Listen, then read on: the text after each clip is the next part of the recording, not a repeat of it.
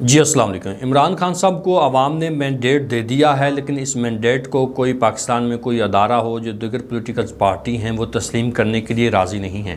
دراصل یہی وہ ادارے ہیں جو ملک اور قوم کو تقسیم کرنے کے اوپر مسلسل کارروائی کر رہے ہیں۔ اب ان کا کچھ نہیں جانا، اب مینڈیٹ ایک پارٹی کو ملا ہے، اگر اس کو نہیں ملتا تو عوام میں ریاست کے بارے بدگمانیاں پیدا ہوں گی۔ آئے روز ہم دیکھتے ہیں کہ چیف جسٹس ہو، آرمی چیف صاحب ہوں یا دیگر بھی جو سٹیک ہولڈر ہیں، ان کے سربراہ ہیں، وہ بیانات تو داغتے ہیں قوم اور ملک، ریاست اور پاکستان اور عوام ایک ساتھ ہیں۔ حقیقت میں ایسا نہیں ہے، عوام کچھ اور چاہ رہی ہوتی ہے اور ادارے جو ہیں وہ اپنی مرضی مسلط کچھ اور کرنا چاہ رہے ہوتے ہیں۔ یہی وہ وجہ ہے جس کی وجہ سے آج نتائج جو ہیں تسلیم نہیں کیے جا رہے، اور اس میں سب سے پہلے جو استعمال ہوتی ہیں وہ ہیں ادارے، جس میں پہلا ادارہ ہوتا ہے عدلیہ کا۔ پاکستان تحریک انصاف نے مینڈیٹ لیا، مینڈیٹ لینے کے بعد وہ چوری کیا گیا، چوری کرنے کے بعد عدالتوں میں گئے، لیکن عدالتوں میں تاحال پاکستان تحریک انصاف کے جو کینڈیڈیٹ تھے جن کے ساتھ دھاندلی کی گئی تھی ان کو ریلیف، یا ان کو ریلیف تو کہنا ہی نہیں چاہیے بلکہ ان کو انصاف نہیں مل رہا۔ انصاف مطلب وہاں دھاندلی ہوئی ہے، نہ تو کوئی سٹے آرڈر کیا گیا ہے، بجائے اس کے کہ وہاں سٹے آرڈر کیا جائے، تحقیقات کی جائیں، انہوں نے وہی اٹھا کے الیکشن کمیشن کو بھیج دیے کہ آپ اس کے اوپر سنیں اور اس کے اوپر اپنا فیصلہ دیں۔ بھائی ان لوگوں نے تو دھاندلی کی ہے، ان آروز نے تو دھاندلی کی ہے، اسی الیکشن کمیشن کے انڈر تو یہ سارا پروسیس ہوا ہے دھاندلی کا، جس میں فارم 45 کو دیکھا نہیں گیا۔ آپ الٹا ان کی طرف بھیج رہے ہیں پاکستان تحریک انصاف کے کینڈیڈیٹس کو کہ آپ ان کے پاس جائیں، الیکشن کمیشن سنے گا اور آپ کا فیصلہ کر دے گا، اور اتنے دن عدلیہ نے اس کو لٹکا کے رکھا ہے۔ بھئی آپ پہلے دن ہی کہہ دیں کہ یہ درخواست ناقابل سماعت ہے، تو اس وجہ سے ایک جو ہاری ہوئی پارٹیاں ہیں جن کو 20 سے 25 نشستیں بھی نہیں مل سکتی تھیں، ان کو پاکستان کی عوام کے اوپر مسلط کرنے کی کوشش کی جا رہی ہے۔ پاکستان تحریک انصاف نے جو نشستیں جیتی تھی وہ آدھی مسلم لیگ نواز میں، آدھی پیپلز پارٹی میں، ایک MQM میں، اسی بھانمتی کے کنبے میں تقسیم کر دی گئی ہے تاکہ وہی کچرا ہم اکٹھا کر کے دوبارہ قوم کے اوپر مسلط کر سکیں۔ اسی وجہ سے الیکشن جو کراچی میں ہوئے وہاں پیپلز پارٹی کو نشستیں دی گئیں، MQM کو دی گئیں، جو کہ صحافی چیخ کر کہہ رہے ہیں، حبیب اکرم صاحب اس کے اوپر کہہ رہے ہیں، وہاں سے امتیاز چاڑیو صاحب صحافی ہیں، وہ تو قسمیں اٹھا کے حلفاً کہہ رہے ہیں کہ یہ میرے پاس فارم 45 ہے جس میں پاکستان تحریک انصاف جیت چکی ہے، اور MQM صرف ایک نشست قومی اسمبلی کی جیت سکی ہے وہاں سے، لیکن MQM وہاں سے میدان ماری جا رہی ہے۔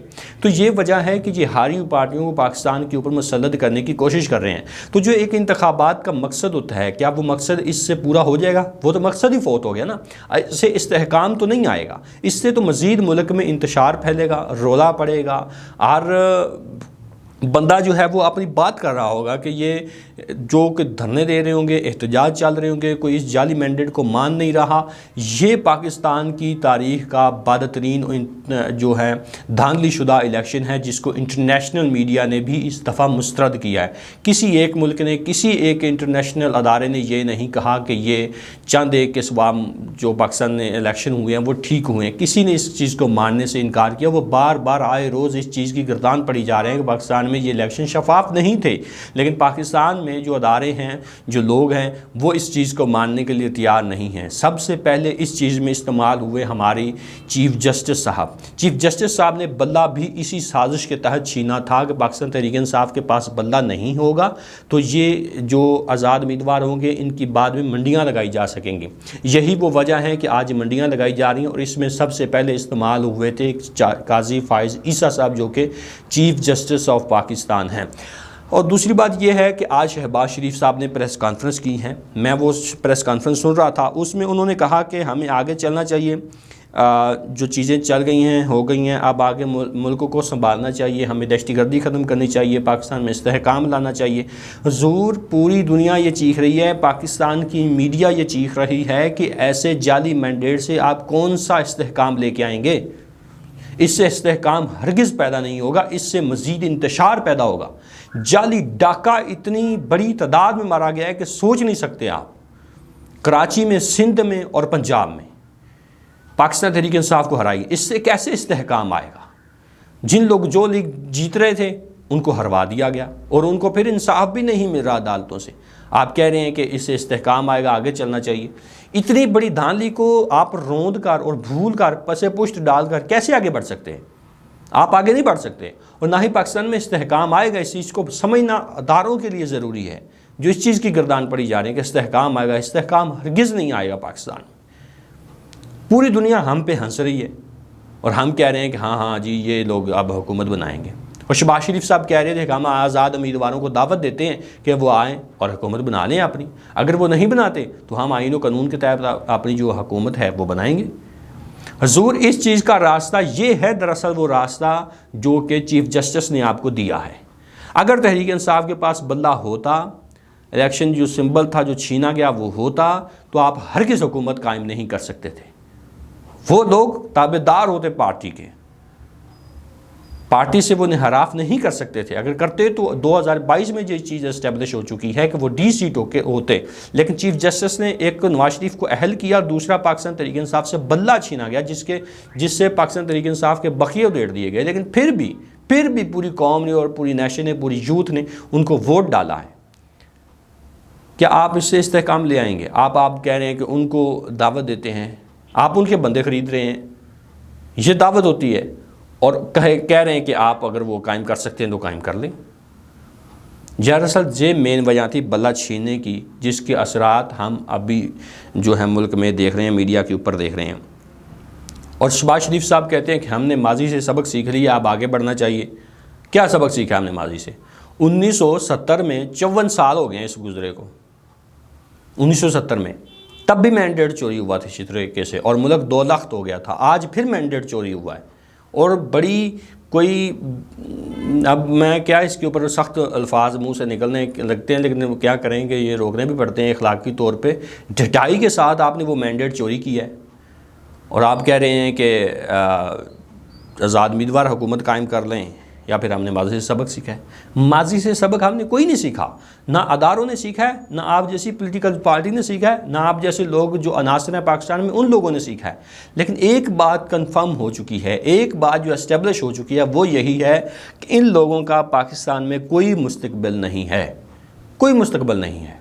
آپ جہانگیر ترین خان صاحب کو دیکھیں، میں آئے روز یہ چیزیں دہراتا ہوں، صرف اس وجہ سے دہراتا ہوں کہ لوگوں کو پتہ چل جانا چاہیے، جو کہ پتہ ہے، آپ کو نہیں پتہ، آپ کو بھی پتہ ہے، لیکن آپ کبوتر کی طرح آنکھیں بند کر کے بیٹھیں، اس سے کچھ نہیں ہونے والا، کہ آپ لوگوں کی اس ملک میں اب سیاست ختم ہو چکی ہے۔ حقیقت میں آپ یہ حکومت قائم کر لیں، جس ڈٹائی کے ساتھ آپ نے بے شرمی کے ساتھ لانتیں وصول کر کے کرنی ہے وہ آپ کر سکتے ہیں، لیکن آپ کا صفایا اس ملک سے آئندہ آپ کا کوئی روشن مستقبل نہیں ہے۔ اس الیکشن میں بھی نظر آ گیا، آپ آئندہ قائم کر لیں، آئندہ آپ نظر نہیں آئیں گے الیکشنز میں۔ یہ بات 2022 میں ہی اسٹیبلش ہو چکی تھی، جن لوگوں نے پرویز لائی سے انحراف کر کے شہباز شریف کو، حمزہ شہباز کو ووٹ ڈالا تھا، وہ وزیر اعلیٰ بنے تھے، اور پھر وہ ڈی سیٹ ہو گئے تھے، اور پھر پرویز لائی صاحب وزیر اعلیٰ بنے تھے۔ اور وہ کون لوگ تھے جو الیکشن لڑ رہے تھے؟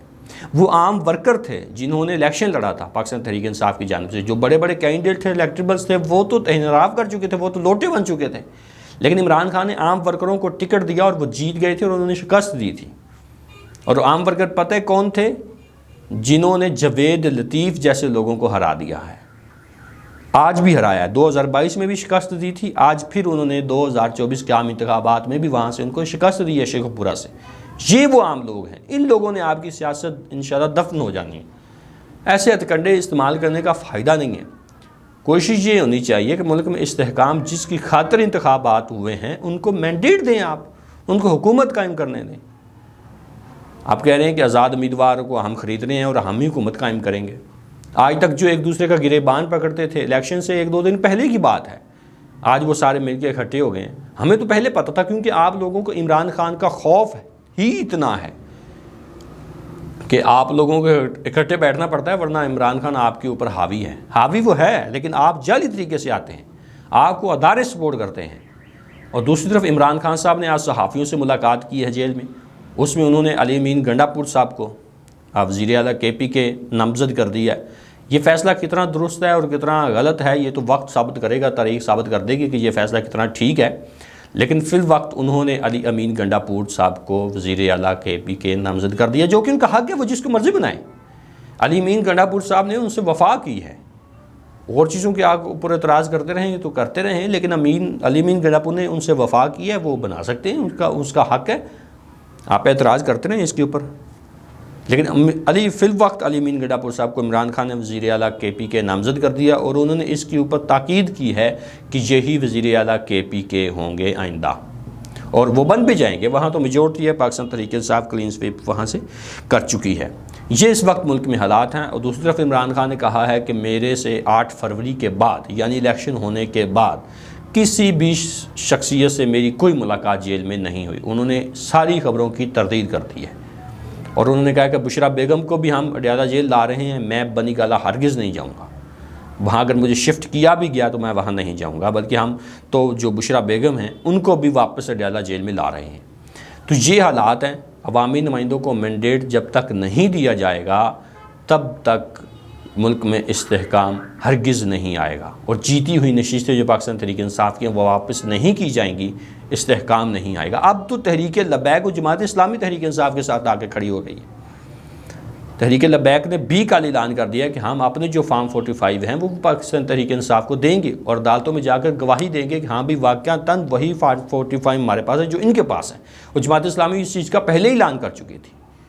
جماعت اسلامی کے حافظ نعیم الرحمان جو کراچی سے ہیں، انہوں نے استعفیٰ بھی دے دیا۔ استعفیٰ تو نہیں بنتا، مطلب ابھی تک تو وہ نومینیشن پیپر نہیں نکلے، لیکن انہوں نے سیٹ لینے سے انکار کر دیا۔ پیر پگاڑا شریف صاحب جو ہیں انہوں نے بھی سیٹیں لینے سے انکار کر دیا، اور جو الزامات لگائے انہوں نے وہ بھی دیکھنے کے قابل ہیں کہ کتنے خوفناک انہوں نے اپنی پریس کانفرنس میں باتیں کی ہیں۔ تو یہ اداروں کو سوچنا ہے، کیا ملک میں اس سے استحکام آ رہا ہے؟ کیا ہم آگے بڑھ رہے ہیں یا ریورس گیئر لگا ہوا ہے؟ ہمیں لگتا تو یوں ہے کہ ہم نے تاریخ سے کچھ نہیں سیکھا اور ہمیں ریورس گیئر لگا ہوا ہے۔ اس سے کچھ نہیں ہونا سوائے اس کے کہ ملک میں یہ الیکشن تو ثابت ہو چکا ہے کہ دھاندلی شدہ، کرپٹ، دھاندلی کے ذریعے جیتا گیا الیکشن ہے، جس کی کوئی حیثیت اور کوئی وقت نہیں ہے۔ اور میرا خیال یہ ہے، اور ہونا بھی یہ چاہیے، کہ دوبارہ الیکشن ہو جو کہ شفاف ہوں، یا پھر ان کو حق دیا جائے جنہوں نے الیکشن جیتا ہے، اور یہ عدالتوں کا کام ہے کہ ان کو یہ انصاف دیں۔ فارم 45 کے ذریعے انصاف ملنا چاہیے ان لوگوں کو، لیکن ہمیں ابھی تک کوئی فیصلہ ایسا نظر آتا عدالتوں سے نظر نہیں آ رہا، کیونکہ یہی عدالتیں، یہی سسٹم، یہی نظام ان لوگوں کو، چوروں کو، لٹیروں کو سپورٹ کر رہا ہے۔ دیکھتے ہیں کہ آنے والے وقت میں کیا ہوتا ہے۔